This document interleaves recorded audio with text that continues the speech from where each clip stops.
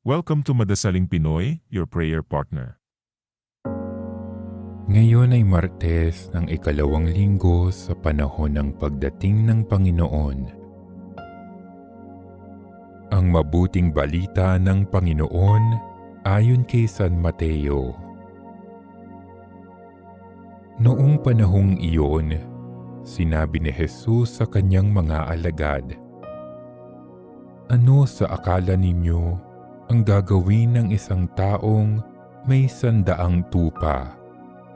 Kung maligaw ang isa sa mga iyon, hindi kaya niya iiwan ang 99 na nanginginain sa kaburulan upang hanapin ang naligaw?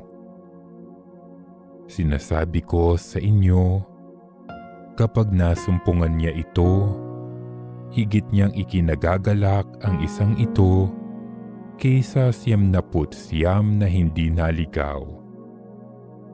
Gayon din naman, hindi kalooban ng inyong amang nasa langit na mapahamak ang isa sa maliliit na ito." Ang mabuting balita ng Panginoon.